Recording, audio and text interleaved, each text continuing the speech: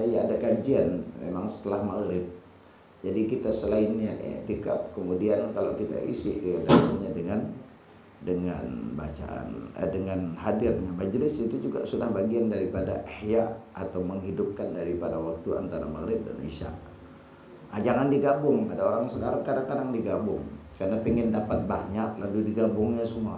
Sambil dengar pengajian, di tangannya tasbih, mulutnya di tangan kirinya Quran.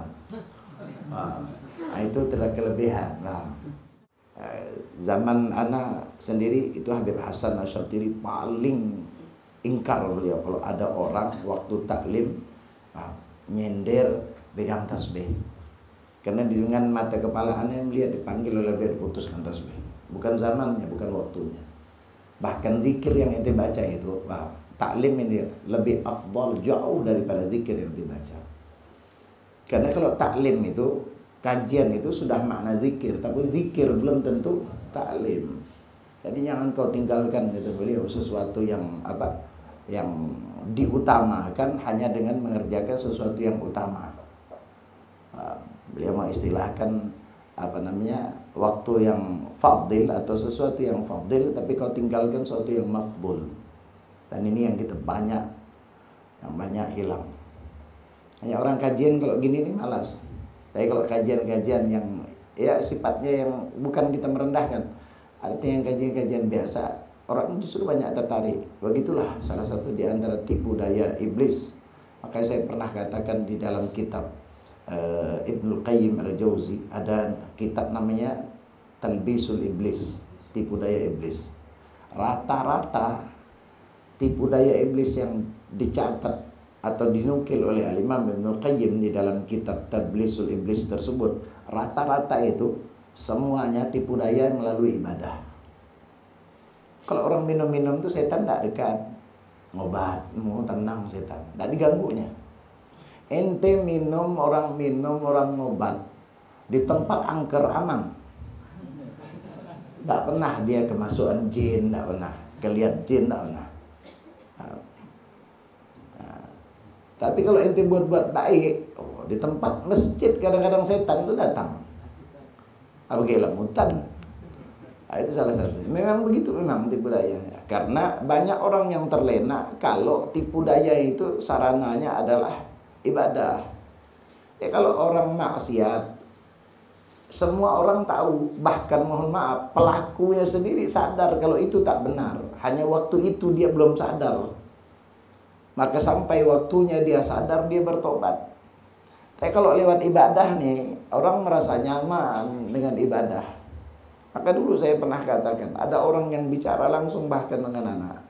Karena kalau setiap ketemu anak selalu pegang ini kita fikih. Karena memang di pelajaran di kita memang dulu lebih banyak fikihnya.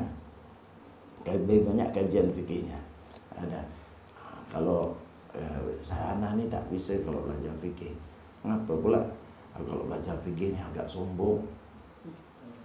Jadi yang salah itulah jadi ilmu fikih. Bukan sombong ente buang, fikih ente pelajari, bukan alasan dan tidak akan pernah dibenarkan sampai kapanpun. Sama kalau anak mengatakan, anak kalau belajar tasawuf, bang, anak tak bisa. Ngapa pula? Macam gimana gitu? Tidak boleh. Karena kalimat itu merendahkan tasawuf. Ya kalau ente merasa belum layak, belum pantas, yang tak layak, tak pantas itu ente, bukan ilmunya. Kalau ente katakan belajar fikih itu sombong, entenya yang harus dihilangkan, sombong entenya harus dihilangkan, bukan fikihnya. Kalau semua orang dengan alasan itu, tidak ada orang yang belajar ini, pandai-pandai sholat pun kena lihat orang. Apa bedanya kita sholat dengan anak kita? Yang kalau kita bawa ke masjid, dia ruku ikut ruku, wah, kadang-kadang belum salam dia noleh dah. Iya, apa bedanya? Ilmu tidak bisa ditinggalkan ilmu. Jadi bukan ajaran. Sama, semuanya berlaku seperti itu. Ada orang katakan saya ini sebenarnya ada niat nak belajar Ustaz, cuman belum baik. Ente nunggu baik sampai mati ente tak belajar. Sambil ente belajar perbaiki diri. Saya ini banyak maksiat Ustaz, tapi ada keinginan untuk belajar. Itu sudah satu plus nilai buat ente.